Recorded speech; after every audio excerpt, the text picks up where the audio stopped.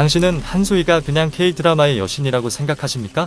그녀에 대한 진실은 당신이 본 어떤 드라마보다 더 어둡고 혼란스럽고 극적입니다. 1994년 11월 18일 울산에서 태어난 본명 이소희인 한소희는 언제나 완벽한 미모와 차가운 분위기, 화려한 명성으로 등장합니다. 하지만 그 화려함 뒤에는 버려진 어린 시절, 친모의 빚과 도박, 체포, 시끄러운 연애사, 감정적 충동성과 아직까지 완전히 해명되지 않은 수많은 비밀들이 있습니다. 지방소녀가 중학교 3학년 때 혼자 서울에 올라온 이야기부터 바에서 아르바이트하던 과거, 폭발적인 열애 스캔들, 그리고 프랑스 대학 관련 의문과 2년간의 공대까지 이어집니다. 한소희에 대한 모든 사실은 대중을 이전보다 더 충격에 빠뜨립니다. 그리고 당신이 한소희에 대해 모든 것을 안다고 생각한다면 이 영상의 끝까지 보시기 바랍니다. 당신에게 과연 한소희는 피해자인가 아니면 스스로 혼란스러운 운명을 만든 사람인가? 라는 질문을 던지게 할 10가지 사실입니다. 이 다정하면서도 격려하고 충동적이며 신비로운 사람을 이해하기 위해서는 먼저 몇 초간 한국 전체를 얼어붙게 만든 그 순간부터 시작해야 합니다. 하와이에서 찍힌 한 장의 아무 의미 없는 사진이 한소희를 스캔들의 중심으로 만들었습니다.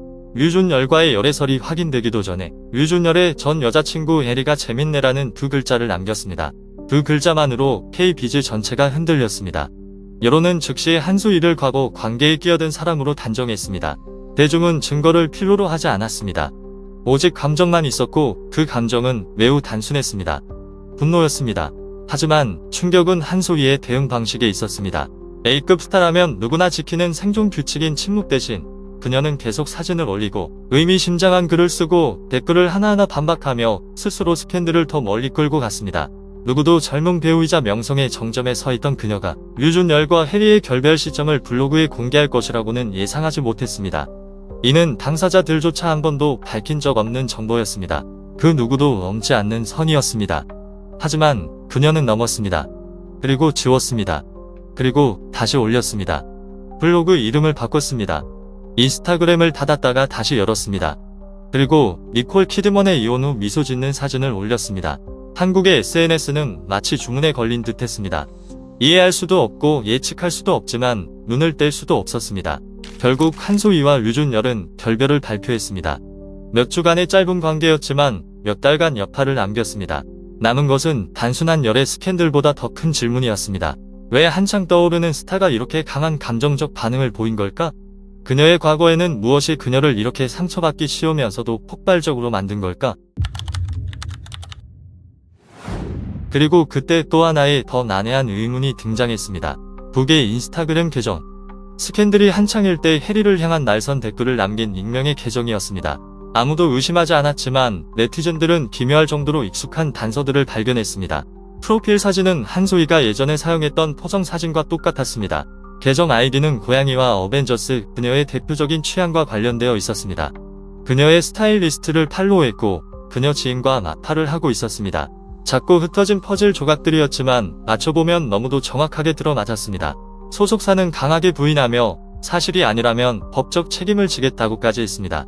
하지만 여론은 가라앉지 않았고 특히 그 북의 계정의 독한 댓글들이 한소희의 연애 스캔들과 정확히 겹친 시기였기 때문입니다.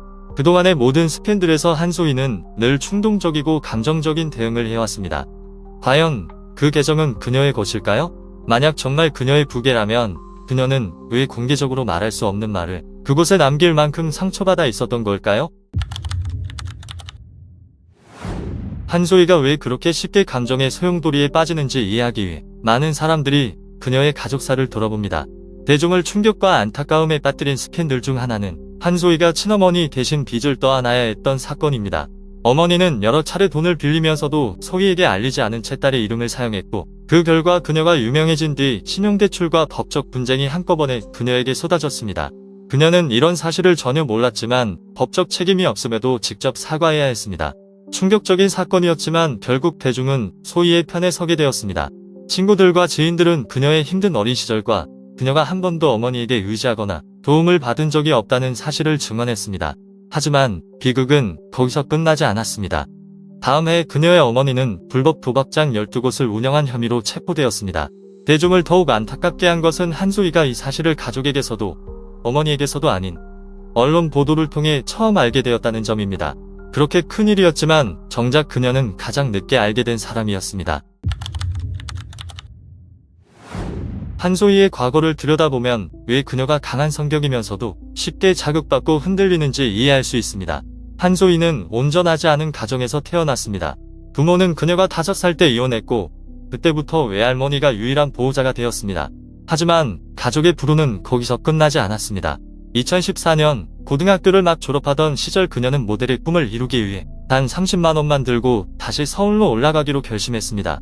외할머니는 겨우 2달 생활비만 도와줄 수 있었고 그 이후의 삶은 모두 소희가 스스로 책임져야 했습니다. 아는 사람도 의지할 곳도 없는 그녀는 서울에서 살아남기 위해 수많은 아르바이트를 전전해야 했습니다. 유명세를 얻기 전 서울에서의 시간은 정말 쉽지 않은 시기였습니다. 그녀는 식당 서빙을 하고 옷과 액세서리를 팔고 하루를 버틸 수 있는 일이라면 무엇이든 해야 했습니다. 그러나 그런 일들로는 서울이라는 도시에서 젊은 여성이 살아가기엔 턱없이 부족했습니다. 그리고 그때 그녀는 많은 사람들이 발들이기조차 꺼리는 곳으로 향하게 되었습니다. 한소희는 강남의 한바에서 일하게 되었고 저녁부터 다음날 아침까지 이어지는 고된 스케줄을 매일 반복했습니다. 그녀는 작은 원룸으로 돌아올 때마다 몸이 녹초가 되어 있었고 설명할 수 없는 차가운 공허함만이 남아 있었다고 말했습니다. 그곳에서는 표정을 읽기 어려운 사람들, 한밤중의 기묘한 이야기들, 그리고 울산에서 자랄 때는 한 번도 마주하지 않았던 사회의 어두운 얼굴들을 마주해야 했습니다.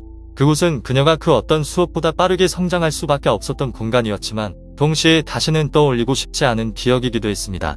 비록 압박, 동부족, 의지할 곳 없음 이 모든 것은 훗날 그녀의 성격에 깊은 흔적을 남겼습니다.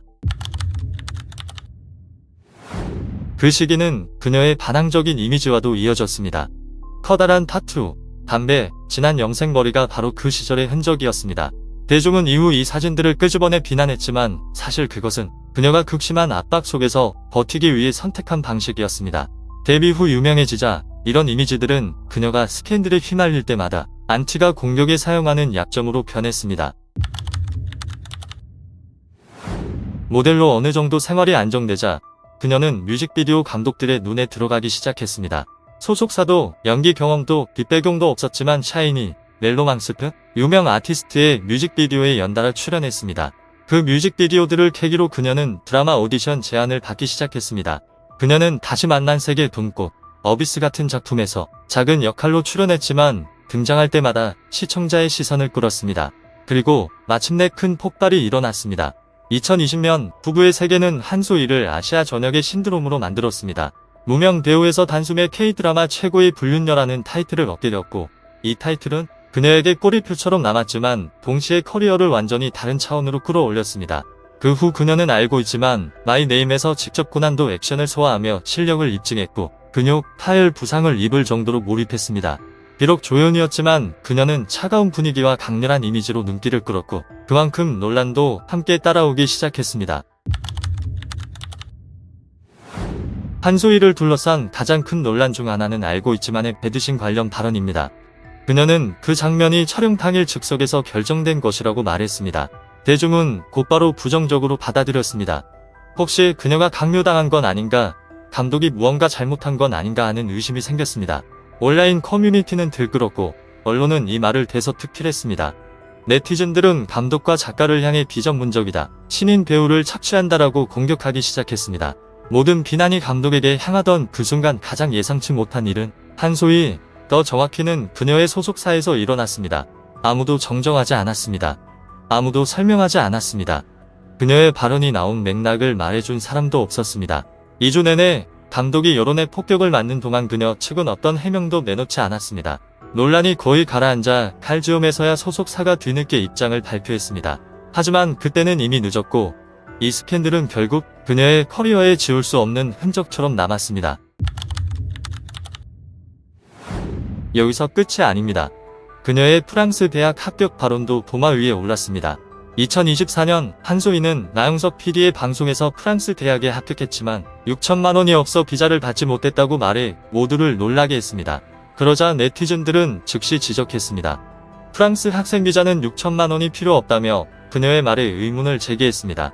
몇 달 뒤 팬과의 메시지에서 그녀는 또 다른 버전을 내놓았습니다. 영국의 센트럴 세인트 마틴을 가고 싶었고 이후 프랑스의 보자르를 선택했지만 생활비가 부족해 포기했다는 이야기였습니다. 방송에서 한 발언은 오해된 것이라고도 말했습니다. 문제는 그 방송 발언이 어떤 편집이나 왜곡도 없었다는 점입니다. 소속사는 그녀가 실제로 합격했다고 주장했지만 언론은 소속사가 정작 소위 본인에게 직접 확인하지 않았다는 사실을 보도했습니다. 결국 아무도 진실을 모르게 되었습니다. 단지 한 가지 사실만 분명했습니다. 프랑스 대학 이야기가 나올 때마다 그녀의 설명이 달라진다는 것입니다. 많은 사람들은 한소희가 고등학교 졸업이 최종 학력이라는 사실에 놀랐습니다. 하지만 그것이 전부는 아닙니다. 그녀는 설치 미술을 배웠고 시간 강사로 일했고 벽화를 그리며 생계를 유지했습니다. 그녀에게는 분명한 야망이 있었고 미래를 위해 진지하게 준비했지만 환경이 그녀를 멀리 데려가지 못했습니다. 그 모든 것은 부족함 속에서 자라온 어린 시절과 연결되어 있습니다. 이 모든 이야기를 살펴보면 한소희는 나쁜 사람도 완벽한 사람도 아닙니다. 그녀는 악하지 않습니다. 그렇다고 완전히 무죄도 아닙니다. 그녀는 상처, 충동, 연기, 무모함, 재능, 모순이 모두 뒤섞인 존재입니다. 사랑하고 싶지만 배신이 두렵고 말하고 싶지만 오해가 두렵고 강해 보이지만 누구보다 쉽게 부서질 수 있는 사람입니다. 우리는 지금 자신의 행동에 책임을 지지 않는 스타를 두둔하고 있는 걸까요? 아니면 그녀는 오히려 자신이 무엇을 하고 있는지 너무나 잘 알면서 들어옴에도 그렇게 행동하는 사람일까요? 그리고 여러분이 계속해서 가장 논란이 많은 한국 연예인들의 이야기를 알고 싶다면 좋아요와 공유, 그리고 채널 구독을 부탁드립니다.